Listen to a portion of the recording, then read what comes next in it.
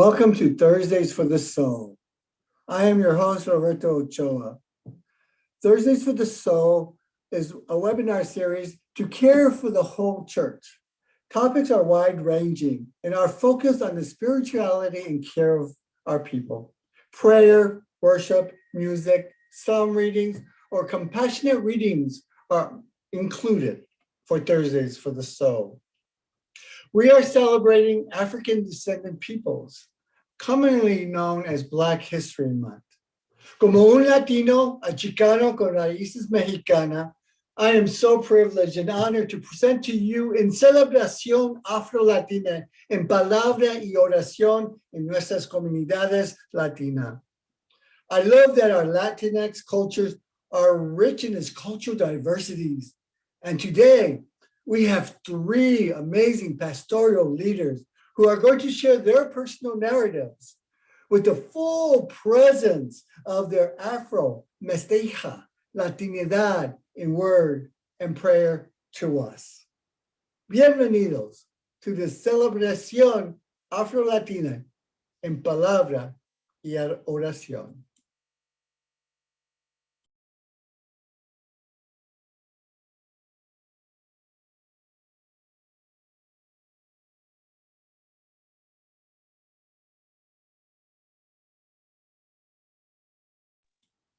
Ali?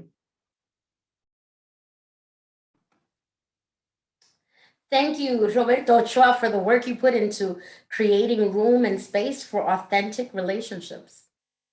It's always an honor to be called on by someone who you appreciate so much, and I appreciate you. I see you seeing me in the midst of all our ways of being present as a community. Thank you. I am the Reverend Elivet Mendez Angulo. I invite you to call me Ellie. I am an intentional bivocational pastor. And what that means to me is that I am currently serving as the program manager at a site called Franklinton Center at Bricks in Whitakers, North Carolina, where my job is to talk about and be a part of and help people to envision a world in which the things that we want to see in the future are real, even as we know that the world is not as perfect as we'd love it to be today. I also have the privilege of serving as co-pastor of Manantial de Gracia Spring of Grace out of West Hartford, Connecticut, and it is an honor to be here among all of you today. You know, a number of years ago, Roberto and I found ourselves in convening or co-convening a space about Latinx in the United Church of Christ. And as we prepared our presentation, one thing that I noted was the ways in which race was left out of the space and out of the picture. I don't know if you remember that, Roberto. It felt that the image of being Latinx never included la negritud that was present and evident in my skin. It seemed that the image of Latinx featured a monolithic view of the combined complexion of idealized white European Spaniards having lightened the darker complexions of the indigenous original inhabitants of the Americas. And from that combination, we got the beautiful color of our J-Lo. Can you tell I'm Puerto Rican? I must be all about J-Lo. And I remember asking Roberto to help me break down that wall of colorism evident around us. We heard about Black Latinx who supposedly excluded themselves from Latinx spaces, choosing to hide in Black spaces. And we talked about how color is a visual representation that we who are Black do not hide behind, but rather that we bear on our skins. We talked about feeling excluded from Latinx spaces because, well, colorism from our own well-intentioned compatriotas. We also talked about the lack of conversations and fears of both white and Blacks in our denomination to hear us name ourselves, you know, because I'm Black and Puerto Rican. Because if I am Black, well, we need to share scholarship opportunities with her. You know, there are such few scholarship and grant opportunities already available. And so we began to pull on images of the Black Latinx. See, they liked our music, our instruments, our fashion, the swerve of our curves to the rhythm, pero that hair, that darker complexion, that complexity of religious traditions that comes through the lens of our othered common ancestor, the enslaved African, not so much. We kept him and her in the kitchen or in the back of our minds when the poets questioned, ¿Y tu abuela dónde está? Which translates to, and your grandmother? Where's she at? Whenever that came up, everybody got quiet. Yo soy negra. I am Black. Mis ojos, mi piel, mi cabello, my eyes, my skin, my hair. Son y soy color chocolate. Colored in delicious chocolate. I am the mixture revuelta. I am the combined revolution in the midst of the revolt. I am, yo soy, the best of them. The best of them, the thriving of them, the reliance of them, the resilience of them. Of my abuelos, el negro y el blanco. Yeah, both of them, the Black and the white one. Of my abuelas, each with skin like tan sugar. In my skin, you see the revolution that is and was love. Have you ever woken up as if out of a fog wondering who or what you are? A conversation from the night before lingering in your mind, soothing and lulling or unleveling and twisting. As we all know, others see what they see. But it is important that we be grounded in a knowledge of who we really are. Often I think of that poem by Aurora Levens Morales, Child of the Americas. I am a child of the Americas, she wrote, a child of many diaspora, born into this continent at a crossroads. I am Caribeña, island grown. Spanish is in my flesh, the singing in my poetry, the flying gestures of my hands. I am of Latino America, rooted in the history of my continent. I speak from that body. I'm not African. Africa is in me, but I cannot return. I'm not Taína. Taíno is in me, but there's no way back. I'm not European. Europe lives in me, but I have no home there. I am new. History made me. My first language was Spanglish. I was born at the crossroads, and I am whole, ella dijo. I remember reading this and thinking that's me, but only parts of me. There's more to me than my ethnic makeup, though God made me and I am fearfully and wonderfully, and my girlfriend loves to say beautifully made. According to the Bible, I am no longer on the outskirts looking in. Ephesians 2:19 says, consequently, you're no longer foreigners and strangers, but fellow citizens with God's people and also members of God's household. We are members of God's household. And so I wrote my response to Aurora Levens Morales. I am a child of the diaspora, born into this religiosity at the crossroads. I am Roman Catholic by inheritance and by tradition. I'm Lutheran by baptism. And by my heart's choice and God's leading, I'm UCC. I fit. I'm only me, and I know that I am African and European and American. Beautifully molded in the image of the divine, these parts of me, the best parts of me, the most complex parts of me, the complicated parts of me, they're not mutually exclusive. They are intertwined and dance and live and love and thrive. Our movement folks often say, nothing about us without us. I repeat that. Nothing about us without us. And today and in all days I say, Ashe en presente.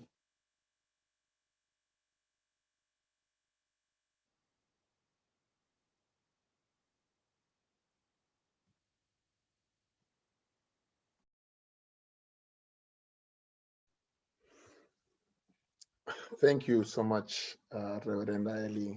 What a pleasure to be here. It is an honor and a blessing to be with everyone, y que a todos los que nos están viendo de donde estén, que la paz de nuestro Dios Trino esté con ustedes. My name is Josué Gesner, Josué Perea, or you can call me Joshua Perea, or Gesner, or Josué, whichever name you prefer. All of them are fine. I am a current minister and a teaching member of Metro Hope Christian Church, and I organize our liturgy, and it's really a pleasure to be here and connecting with everyone in this forum. When I think about Afro-Latino, Afro-Latina, Afro-Latina, Christianity, spirituality, I think about how I have traversed Christian spaces, especially Pentecostal spaces in my youth. I grew up Pentecostal as an Afro-Colombian young man. I think about my family, and that when we came to the United States, we came here mostly due to the fact that my father, as a visibly Black Afro-Colombian man, was asked to pastor a South American congregation in Brooklyn. I am sure when the lady heard that the pastor from Colombia was coming, they did not imagine a Black man. And that is because Black Latinos, Black Latinas are often invisible and ignored, though always present in Latino, Latinx church conversations. And that is one of the first aspects that I think about when I think about Afro-Latinidad and Christianity. It is the idea that as Afro-Latinos, Latinas, Latinx, we inhabit multiple worlds, that world of Latinidad and a world of Blackness. There is this photograph that I really like, taken by the late photographer Tony Gleaton, part of a series of photographs he took entitled Africa's Legacy in Mexico, Central and South America.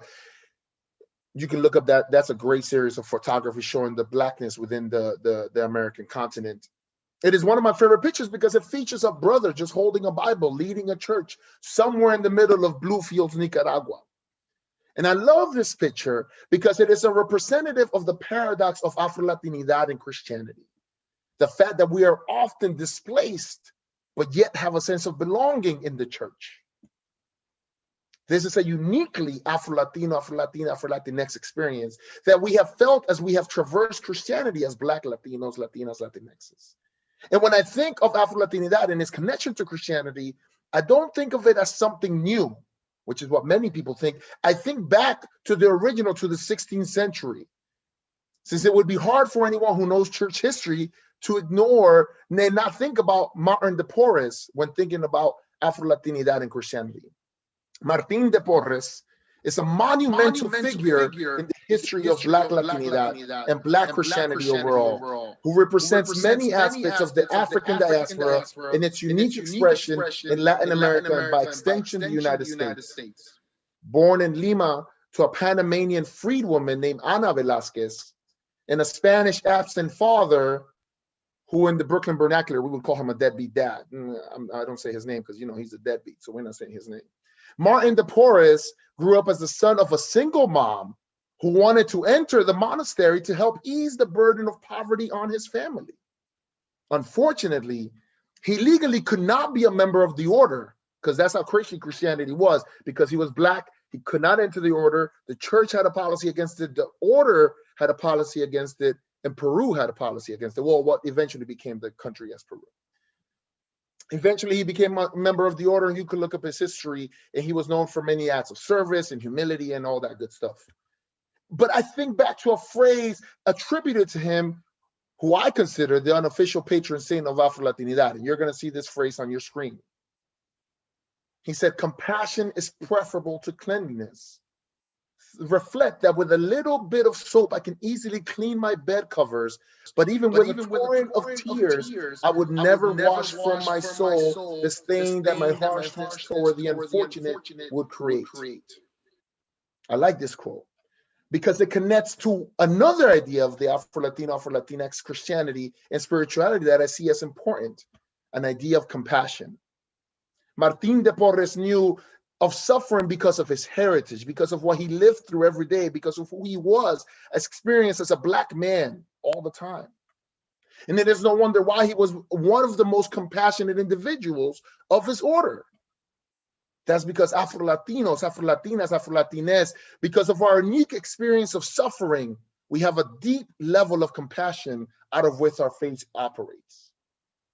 Now we can also start to talk about Christianity and Afro-Latinidad without recognizing the harm that Christianity has done to people of African descent for centuries.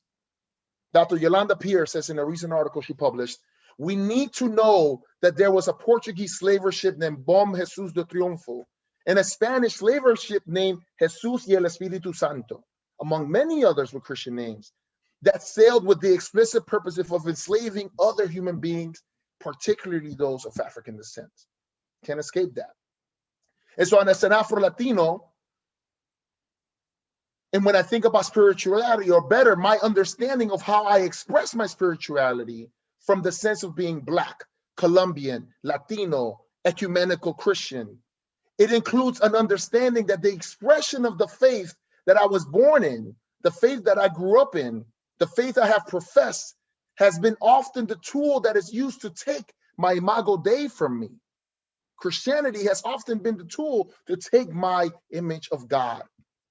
The inherent multiplicity of identities we carry as Afro-Latines makes it easier to seek a more complex understanding of God in our own bodies, in our own theology, a lived experience of the kingdom that is here and not yet. We have that within us. Reverend Luis Barrios says in an essay in the Afro-Latino Reader, which is a recommended book on Afro-Latinidad, I am guided by above all what I am, which is a Black person trying to survive racism in all its manifestations. And I think this is where Afro-Latinidad and Christianity and spirituality, specifically, where an Afro-Latino, Afro-Latina theology, so to speak, has unique aspects that have been salient to me and others that I know, and other Latinos of African descent. This unique way of having to face racism, both within and outside the church, this unique way of showing compassion, this unique way of understanding the kingdom, have created within the Latino, the Afro-Latino, Afro-Latina, Afro-Latina Christian, some unique emphases of faith.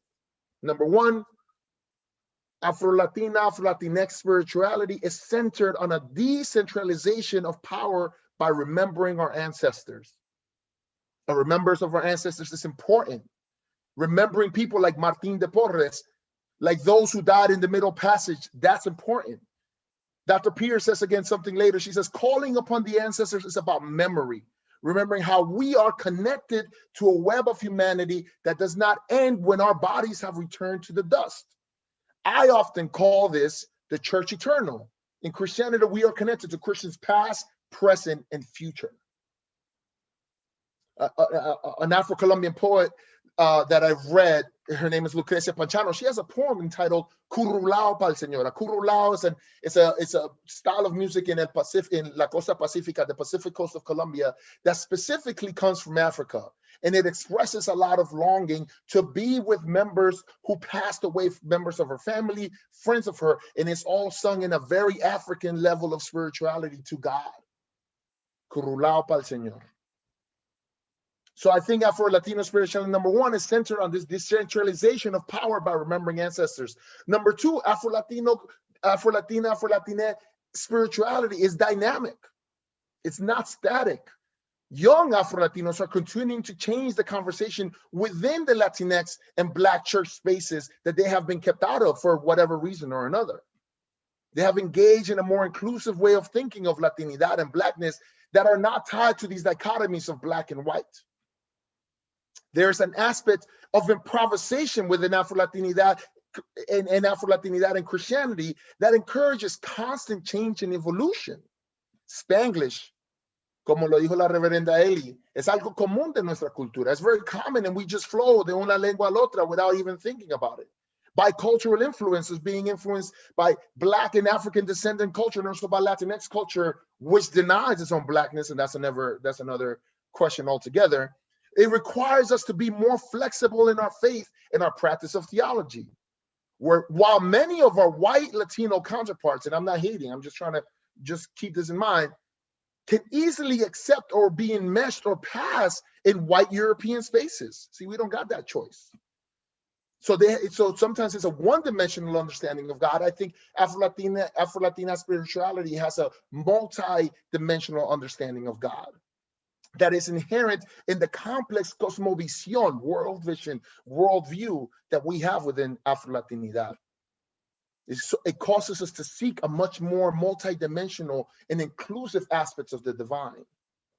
Number 3, Afro-Latino spirituality, service-oriented, but that service is rooted in social justice and liberation. It's always really been weird to me to hear that people think that the Bible talks about social justice like a new thing. Like this was inherited in me, like inculcated in me as a young kid. Yo siempre sabía que amar a Dios was to love people, and to love people was to make sure that that there was justice, and that there's justice means that I had to work for that justice for myself and for others, spiritually and otherwise. And I think that's because that's my life experience. And it's something that we see also in the history of Afro-Latino and activism. The idea that the church being a venue through which justice is delivered. In the 1960s, a mostly Afro-Latino revolutionary group called the Young Lords in East Harlem created something called the People's Church. And the People's Church was a place where they used the church, an actual temple, to bring out justice to members of East Harlem. To use the church as a venue through which justice was disseminated is inherent in Afro-Latinidad. And my last main point is that Afro-Latinidad and spirituality is embodied. It's embodied. I grew up Pentecostal. And in Pentecostal liturgy, it is important to include the movement of the body and the idea of human mobility in conquered spaces in our worship. Uno no se puede quedar sentado en una iglesia pentecostal. You can't just stay there. Like you got to get up, you got to clap, you got to move. If you got to do a little shoulder lean, that's what you do. Pero tú tienes que mover algo. It is the use of the body as a temple through which the divine can enter, that the site of revelation is formalized, because God is revealed through me. God is revealed through us.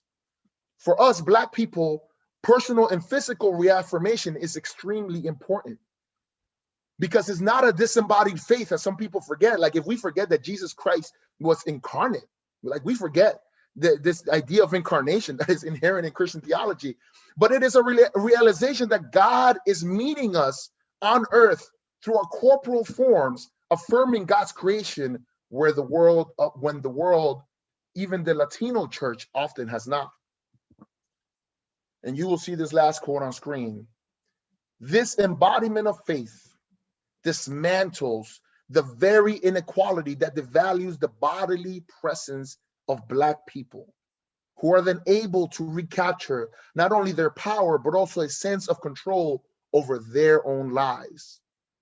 Think about that. An embodiment of faith dismantles the very inequality that devalues the presence of Black people. This was said by Reverend Luis Barrios, who's a pastor, Episcopal pastor in Harlem. I think there are some other aspects. We can talk about Afro-Latinidad's unique influence into worship. As we know, uno no puede cantar un corito sin pensar de las influencias africanas. We can talk about the unique duality that Afro-Latino preachers and singers and speakers bring. But these, compassion, embodiment, multiple identities, service, and dynamism, are some of the aspects I think about when I think about a specific Christian Afro-Latino, Afro-Latina, Afro-Latina spirituality, and how it has shaped me and how I have walked the world as a Christian. Thank you for this opportunity to share these thoughts, and I look forward to engaging more later.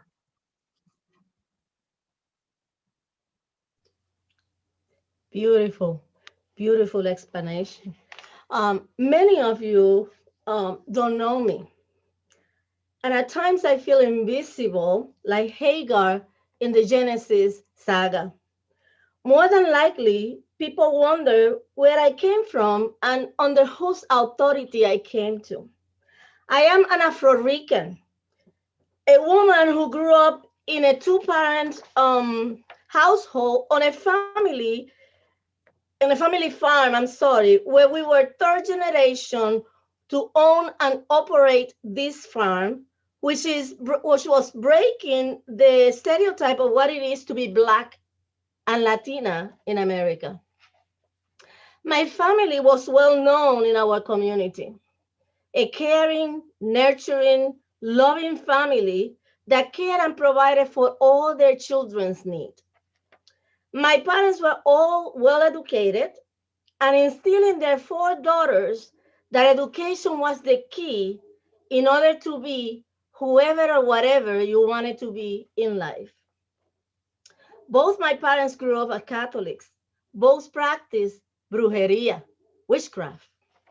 My mother strongly believed in helping those in need and taught me the importance of helping others who were homeless or were sick. You see, every Saturday, my mother would wake up in the morning to make soup for those that were in need in the community, in our neighborhood. But they had a secret. Together, my father and my mother often traveled to Haiti. They were active participants in voodoo rituals and other occult practices. I can tell you that I still make soup every Saturday just in case somebody might need something to nurture their hunger or their sickness. My call to ministry came at a very early age.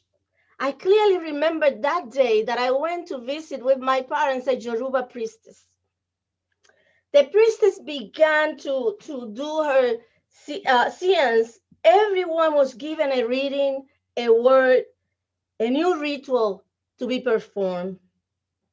As I sat there in that waiting room, awaiting my turn, I was praying, Our Father who art in heaven, hallowed be thy name. And finally, my turn came. She asked me to come to the front. Thy kingdom come, thy will be done on earth as it is in heaven. I was terrified.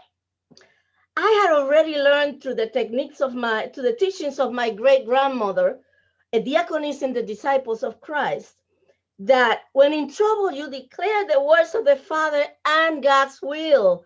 Give us this day our daily bread and forgive our trespasses as we forgive those who trespass against us. And lead us not into temptation, but deliver us from evil. And that is exactly what happened. The Yoruba priestess was enraged that I dared to come to her place and began to pray the Lord's Prayer. I am not able to see your face, she said. There are palm trees around you that do not allow me to see your face. Get out of here and never come back. You are called to another place, she says. I understood that even if I walk in the shadow of death, God will be with me. He had delivered me from evil and has given me a new way to follow God. My name is Maritza Yvette Angulo Matos de Gonzalez. I am the daughter of Juana Matos. I am the granddaughter of Juana Tirado Canty, great-granddaughter of Chita Canty, mother of Elibet Mendez Angulo and the late Luis Mendez Angulo, and I am married to David Gonzalez. You see, my family heritage includes a strong belief in the ministry of women. Women are head of the households. They're protectors of their families and teachers of their daughters and their children. They each taught me that religion and spirituality were imperative if a woman wanted to be strong. They talked about the importance of believing in something and going to church. This is the way my creativity arrived. This is what being Black and Christian in a white church is all about for me. The mixing of different beliefs, rituals, and prayers was confusing, scary at times, and at the same time, interesting.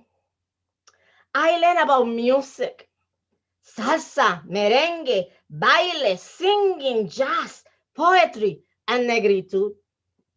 In the midst of all this, I met all-powerful, all-present Jesucristo, the one that saw me and see you. As I thought about how best to talk to you about my own theological perspective, I realized that there were similarities between it and the evolution of the Puerto Rican danza.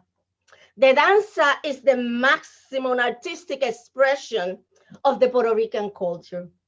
It resembles the European classical music, culture, appropriate, defined, and acceptable, kind of being classic.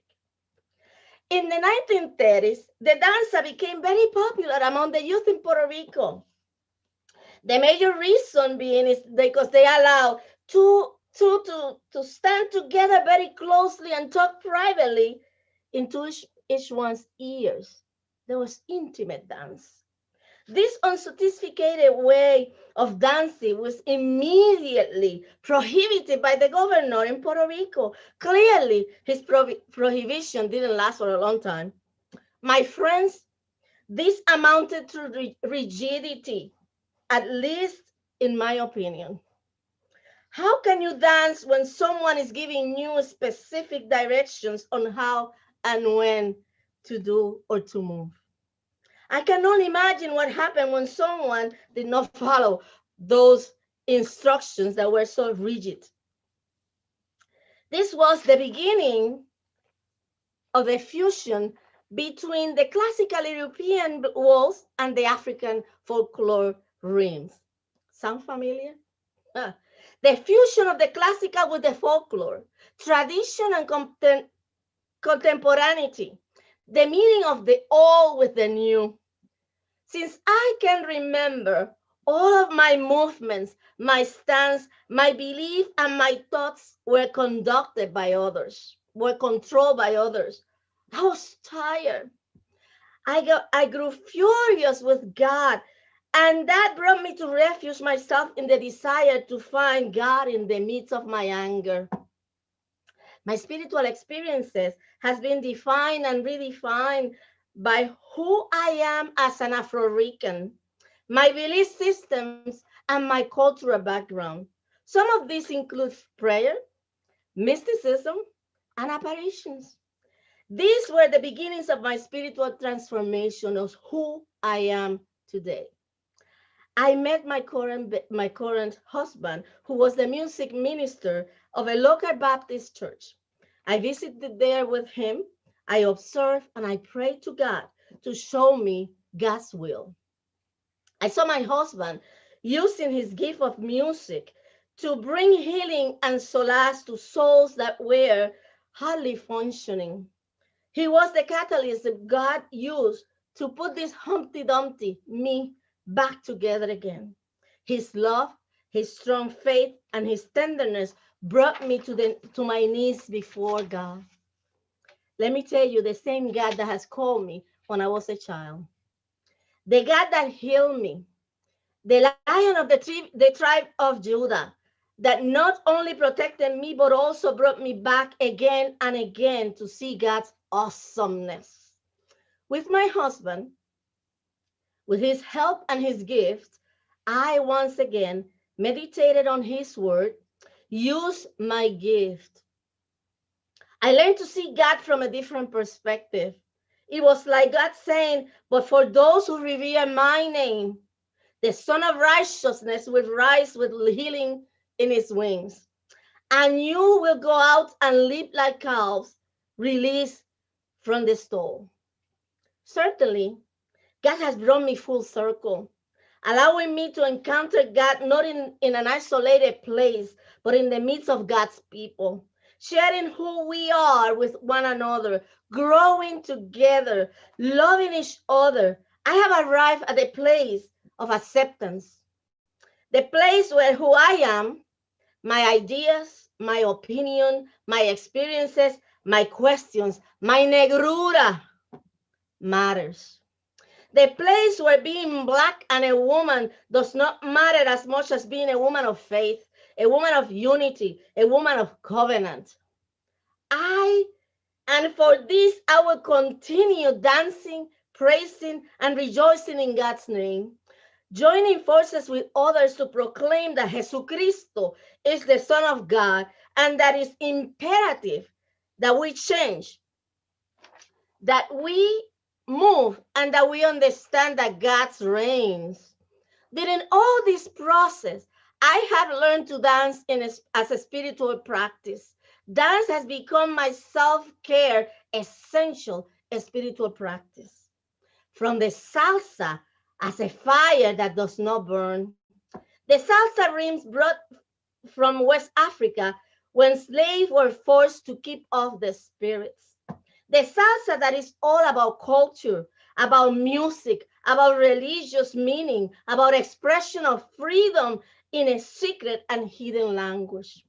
Contrary to the experience of the pilgrims who came to the United States seeking religious and political freedom, my people, where I come from, that African slaves were forced into a new land, a new way of living, a new reality in shackles.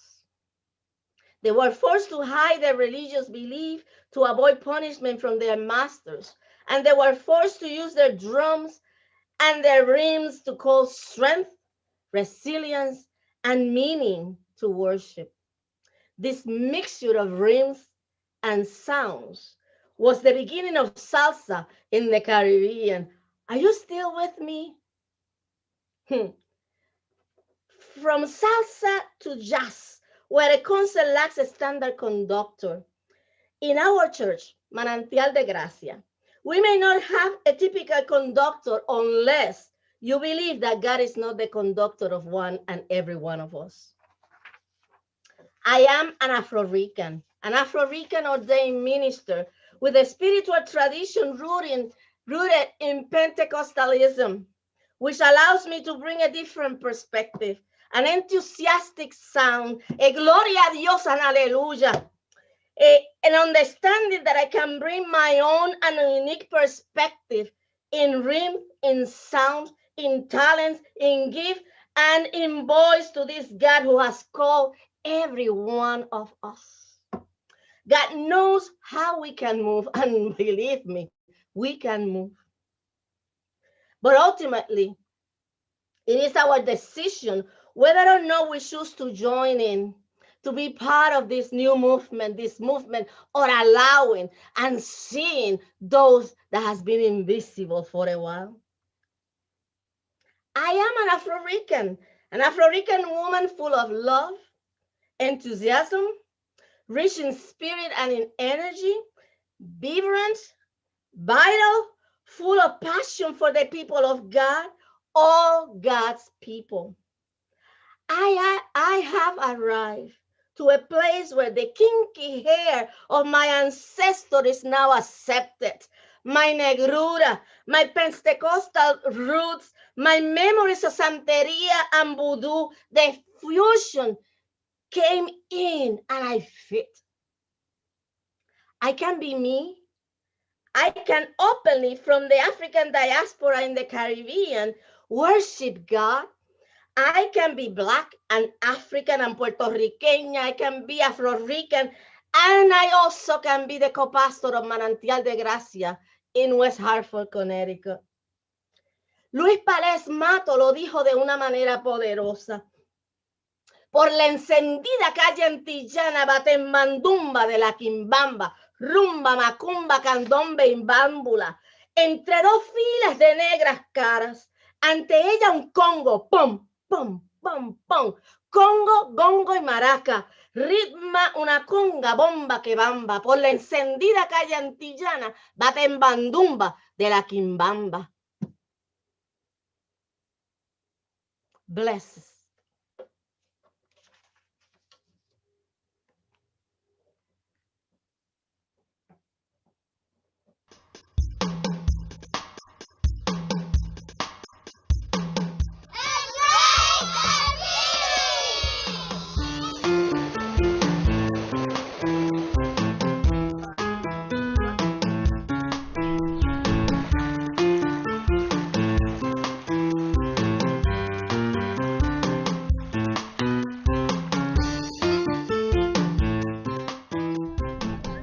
The Global Ministries Initiative invites you to join in witness with partners in the Caribbean region. Partner churches and organizations bring incredible gifts in their strong testimonies as they receive and share the good news of Jesus Christ.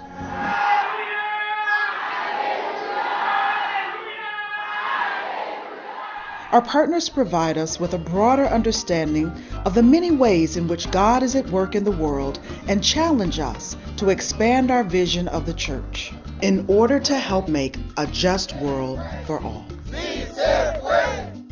During the Caribbean Initiative, members of the Christian Church, Disciples of Christ, and the United Church of Christ will celebrate relationships with Cuba, Haiti, the Dominican Republic, Jamaica, Puerto Rico, Venezuela, and Colombia.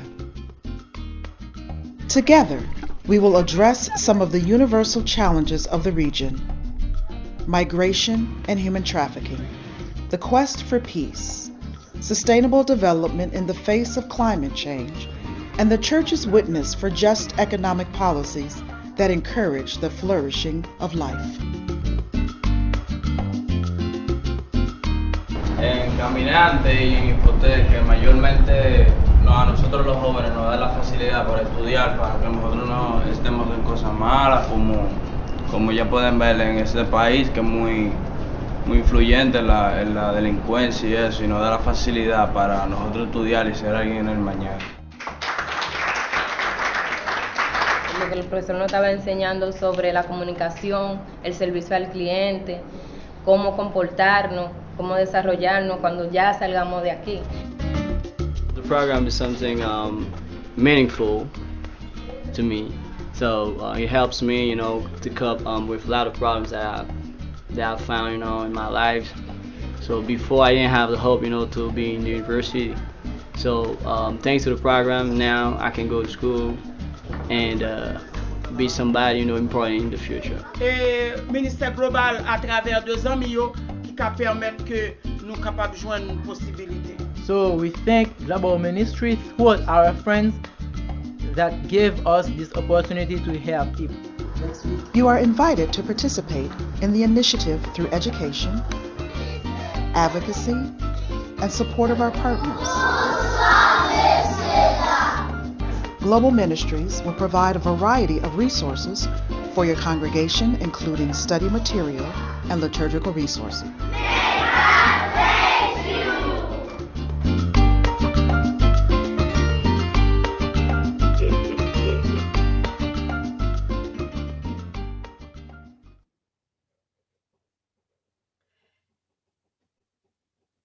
The work that the UCC does in the Caribbean and the initiative through the Caribbean was to provide education, advocacy, and support to our partners in the Caribbean. It was not to determine or to demand or control what our partners will do, but to share with them, to join with the people in the Caribbean, to be able to continue doing the work and pray for one another.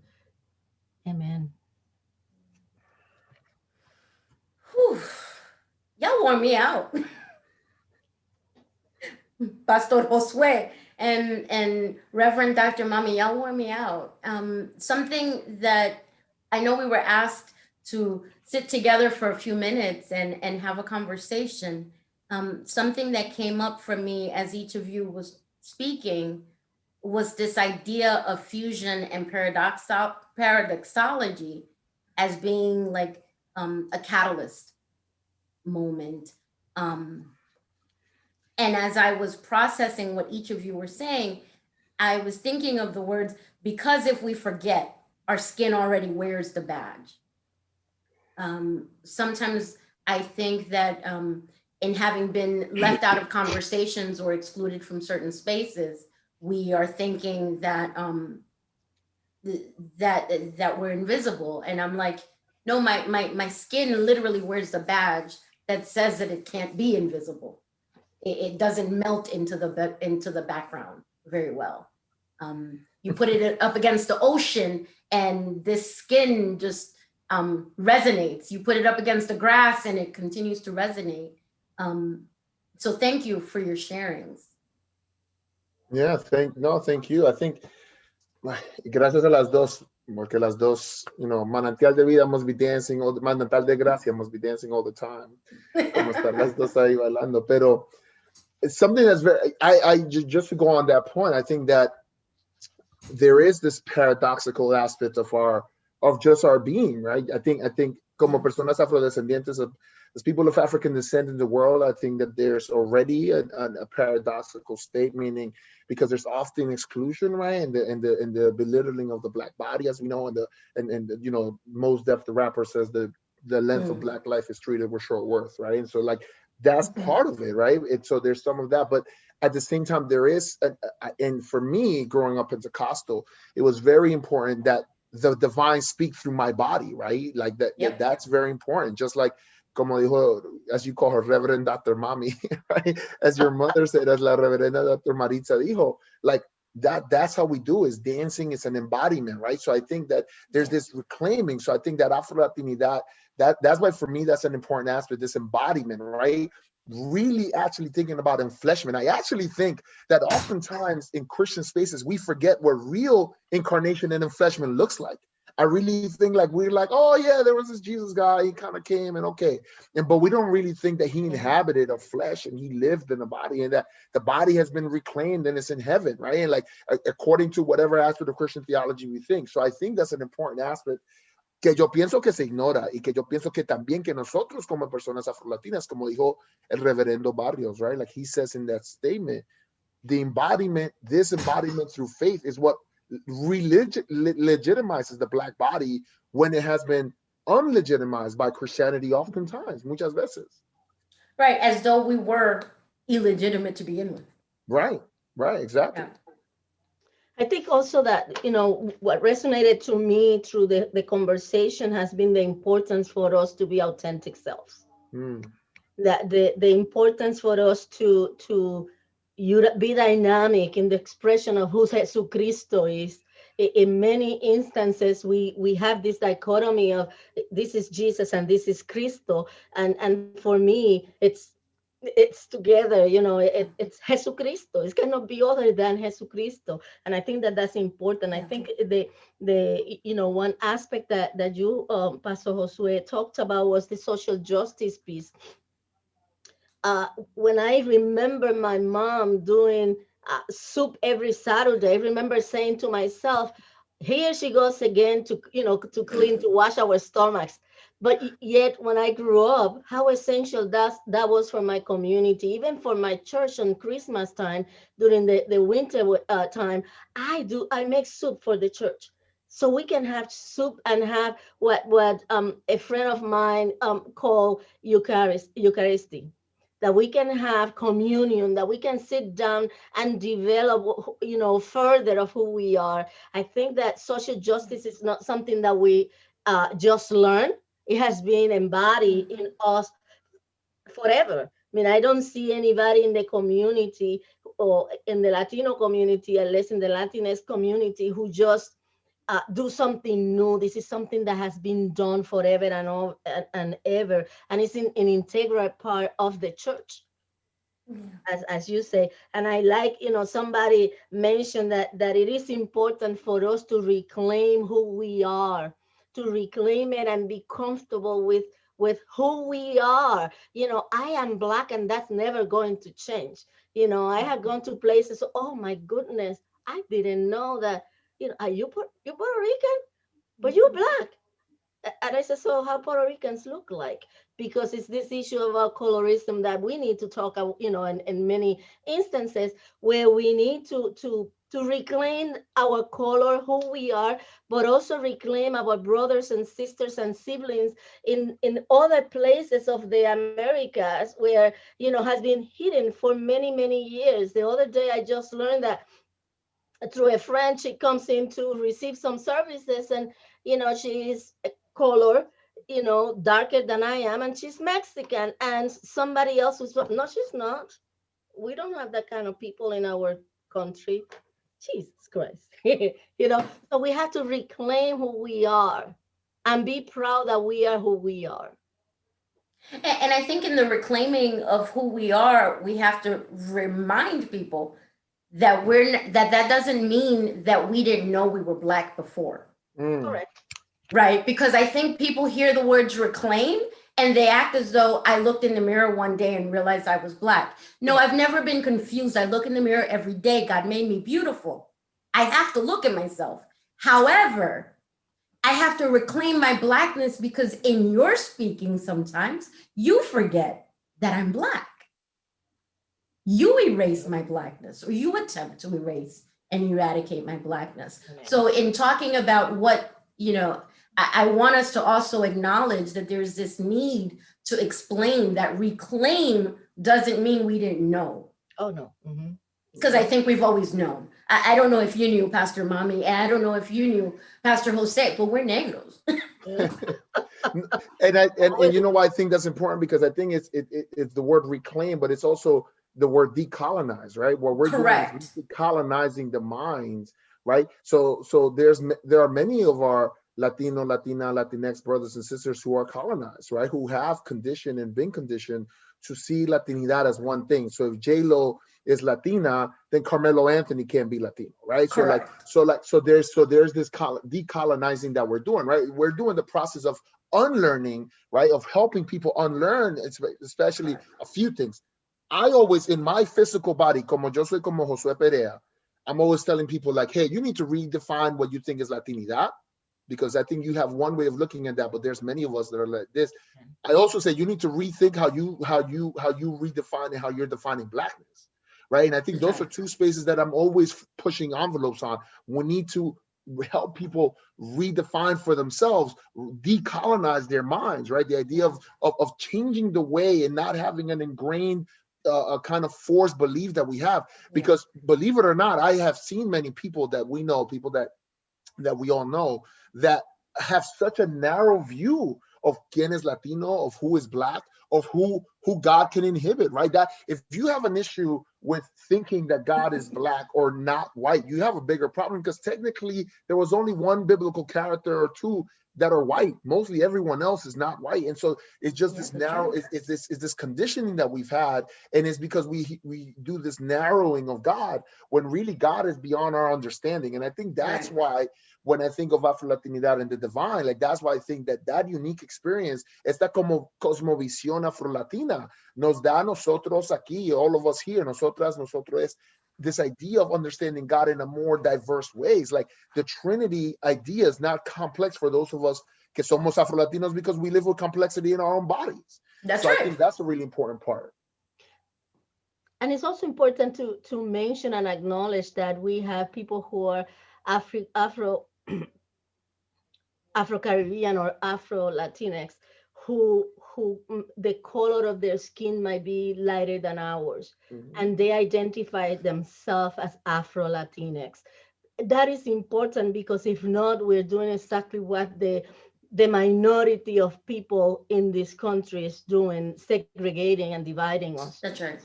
So we have people who can claim and say, I am Afro, whatever they want to be, because I define who I am.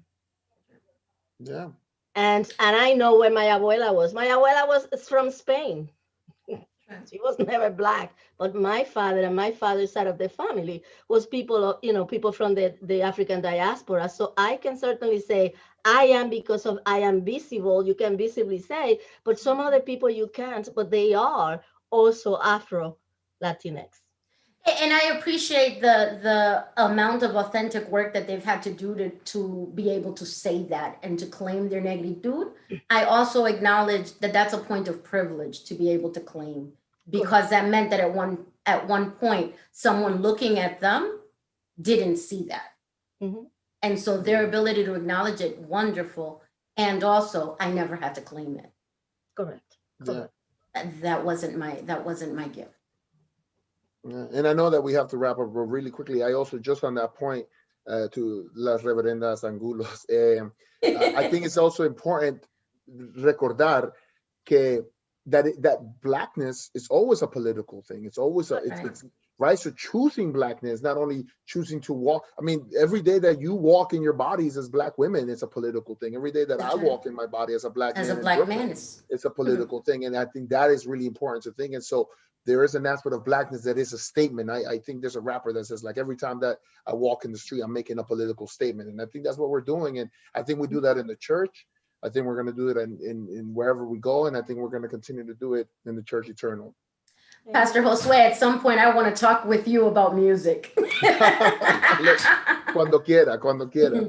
Amén. Pues gracias, Pastor Josué, Reverend Dr. Mami Maritza, and Reverend Elevate. You fed my soul como un Latino, and gracias for your presence and for being with us. If this programs like this and others, and you believe in it, I encourage you to support this ministry by texting UCC to 41444 to donate to the annual fund that allows us to have these amazing presentations for the whole of the church. After my upcoming events announcement, Reverend Dr. Maritza will close us out in prayer. But the upcoming events we have is UCC will be celebrating Martin Luther King Jr. Day of Service with a 2-hour webinar on February 15th and 16th, which is next Monday and Tuesday from 6 to 8 with Chuck Elfin. For more information and registration, please log on to the ucc.org upcoming events. Next Tuesday, February 16th, Reverend Dr. Karen Georgia Thompson will moderate a dialogue with the United Church of Canada about race in America.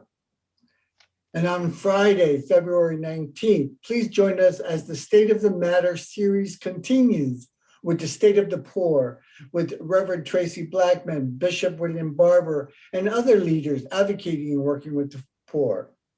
So, gracias.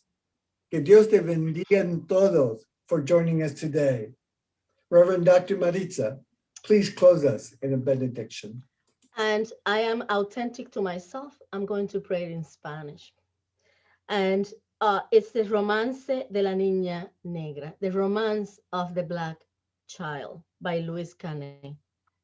Toda vestida de blanco, almidonada y compuesta, en la puerta de su casa estaba la niña negra. Un erguido moño blanco decora su cabeza, collares de cuentas rojas, el cuello le daban vueltas. Las otras niñas del barrio jugaban en la vereda. Las otras niñas del barrio nunca jugaban con ella. Toda vestida de blanco, almidonada y compuesta. En un silencio de lágrimas lloraba la niña negra. Los dientes de mazamorra brillaban a la niña negra. Dios llama a todos los ángeles y les dice, jugad con ella. All dressed in white, this child was present all the time. She had different way of dressing. And the other children in the community didn't want to play with her because she was Black. Yet God says to all the angels in heaven, come and play with her. Today, God, we give you thanks. We give you thanks because you are powerful and mighty, because you are the creator, because you have created every one of us with a purpose. We give you thanks and we give you honor. In Jesus' name, amen.